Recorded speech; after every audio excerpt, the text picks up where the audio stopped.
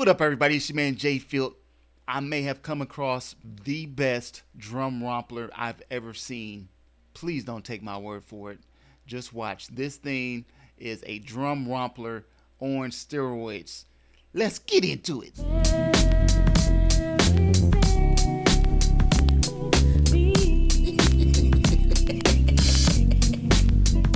Real quick before I get into the video, please shout out where you're from, all that good stuff. What's your favorite instrument of choice? What do you use to make beats? And if you are into beat making and things of that nature, please consider subscribing, hit that notify bell. That way you are updated on all new content. Back to the video. From the good folks over at Gospel Musicians, we have a new sound library.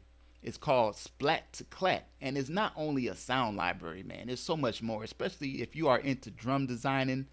I want to get to these sounds, man. This is the interface we're looking at. Let me show you how crazy this is, man. So right off the bat, I'm going to let you know, this joint has 10,000 combined drum sounds, 750 beat chops with MIDI. So when I tell you this thing is on steroids, check this out. If you're familiar with Gospel Musicians, a lot of their sound libraries have this same format. You got your sound library, you click on it, and it tells you what's in it. You got your kits, your chops, your loops, and let's just, for example, pick one. Let's go to Apple Jacks, boom, and we'll just go ahead and play it. See, this is just one, this is a beat that's already in it. I'll go to another one. You know what I'm saying? And the problem with a lot of romplers are the sounds might be whack, and you just want to change them up and whatever. But the cool thing about these, they're already dope sounds. But that's another example. It's tons, right? You can go inside this thing and tweak these sounds. The control is phenomenal. So for example, let's go to this kick right here, right? If I click on this wrench, I'm going to right click on it. I hit control. Now you have all these parameters, right? You got your sound, your amp, your control, your filter, your modulation. I can move these, man, and just do whatever I want. So for example, for this kick, I can change the volume, the semitone of it. See what it sounds like? You know what I'm saying? And you can get very, very specific on what you want to change. Filter. Let's say let's turn the filter on. Maybe I want to filter that some. Cut some of the frequencies. Yeah, I like that. Okay. And then you also, I can go up here and change the filter up here.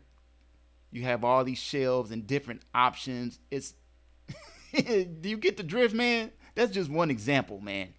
Modulations. It's so much I can do. Just tweak to however you want, man.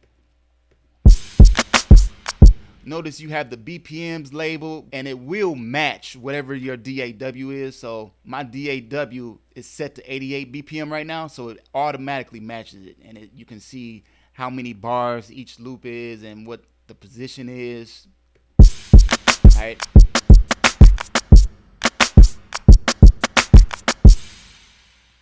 Let's keep going.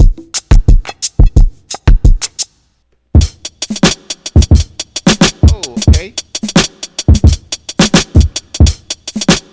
So let's say we like that one. You know, you don't want it. Sometimes we just want something that's pre-made and boom, and we just want to use the loop. And let me say this is not a drum generator. Okay. This is something where you have tons of dope sounds and you can tweak them yourself. Okay. And use your own sounds, by the way. We're going to get to that in a minute. But check this out. Let's say we like this, right? Boom. What you could do is click on whatever the name of the kit is, right? And then you see where it says, and this is called Chump Kit, 87 BPM. But that doesn't matter. So what I could do is right click on this, boom, and export this MIDI. And just call it Chump. I don't know. Chump beat. This is MIDI now. Boom. Now I just saved that to my desktop. And let's move to my desktop. There it is, right here. So I just slide that right on right there, and it's right there. So I want to hear what this sounds like with a piano loop that I already have. This piano loop comes from Field Loop 7, by the way. So that sounds like this.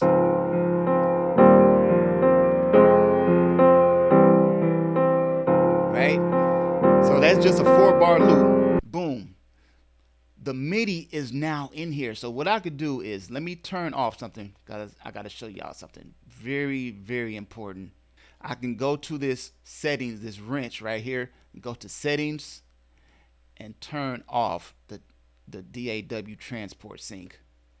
That way, when I play it won't actually play this interface. It will just play what I have here. So let's play the MIDI. Here we go. Right? See how simple that was? So they're gracious enough to give us the MIDI. Sound designers, y'all know what that means, right? You can create your own kits this way, man. Y'all get what I'm saying? Because you can change the MIDI. It's MIDI now. You can do whatever you want. You know, change things around. All that kind of, y'all know what we do. I just wanted to just show you that. All right, moving on. Let's go to another instance. I love this GUI, by the way. One thing I don't like when developers make these dope interfaces and you can't change the size of it. Look at this. Look at this. So much control, man.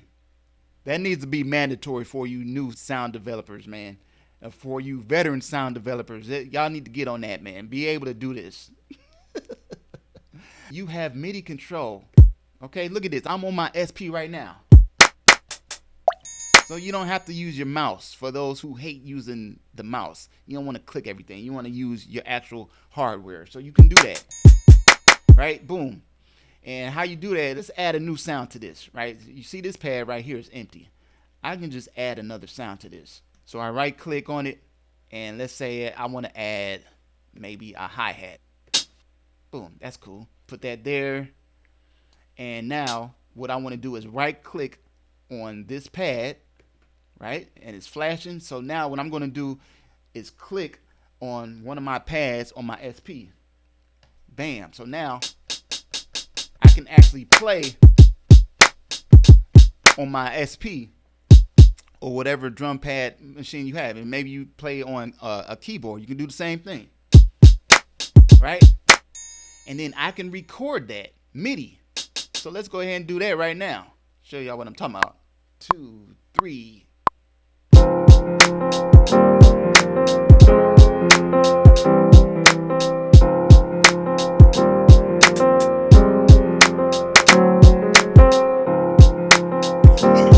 So that's just a little quick example, man. You know what I'm saying? So you could make your own MIDI, just playing it live, or use the beats that they already have in here and tweak them up. This is a kit that I made just tweaking sounds, man. You know what I'm saying? And let's say, as you can see, you have 12 pads, but you have 3 banks in total. So I can add more sounds, but here's the crazy thing. You can add your own sounds to this guy. So you see how this is empty? Let's say I wanted to add another kick here. And I don't want to use a kick that's already in this. You can use your own. Even though it has tons, we've already established that you can still use your own sounds as well. Let's say I wanted to add a kick, my own kick. So I just happen to have some kicks over here. I'll just drag, I don't know, let's drag this one here. Just drag it in, just like that. Boom. And now it's there. Now what can I do with this? I can hit this wrench and hit effects. And watch this. You have 1, 2, 3, 4, 5 different effects you can put on this guy. Look at this. Delay, chorusing, phasing, reverbs. Y'all get it? Distortion, equalizers, tuning, all kind of. Just look at it, man. What? Talk box. It's just bananas.